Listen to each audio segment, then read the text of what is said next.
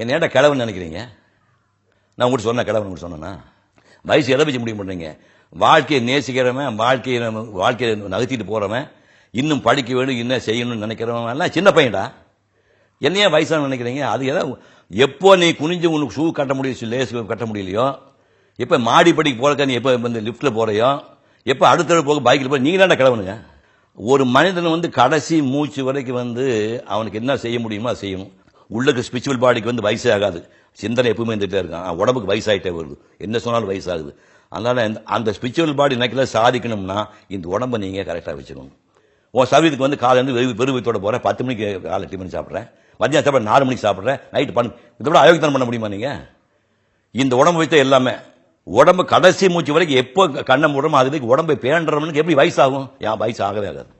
So empty ஸ்டமக்கில் வெளியில போகக்கூடாது. இப்போ நான் சாஃப்ட்வேர் தம்பிகளாம் வெளியில் போகும் பார்க்கறேன்னா அவன் எத்தனை மணிக்கு இருந்தாலும் தெரியாது. காலைல பார்த்தா நான் வாக்கிங் போகும்போது நான் 5 மணிக்கெல்லாம் பைக்கில் போகிறாங்க. சத்தியமாக தண்ணி கூட குடிச்சிக்க மாட்டாங்க. அவங்க அப்படியே போய் வேலை பார்க்கும்போது உடம்புக்கு எல்லா ஒத்துழையும் பண்ணுது.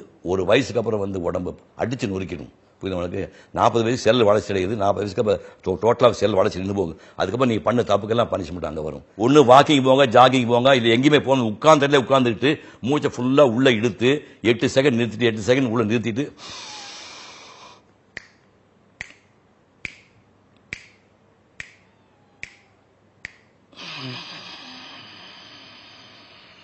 அப்படி வந்து உள்ள இழுத்து நிறுத்தி ஒரு 8 செகண்ட் நிறுத்தி விட்டீங்கன்னா அப்படி 100 தடவை நீங்க பண்ணீங்கன்னா இன்னைக்கு நீங்க எழுதி போய் சுவாசிக்கவே வேண்டாம், அது உள்ளே கிடைக்குது.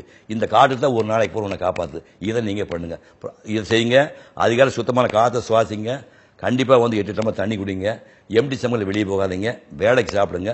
7 மணி நேரம் தூங்க. இதை மட்டும் பண்ணீங்கன்னா உங்களுக்கு கண்டிப்பா ஆயுள் கூடும்.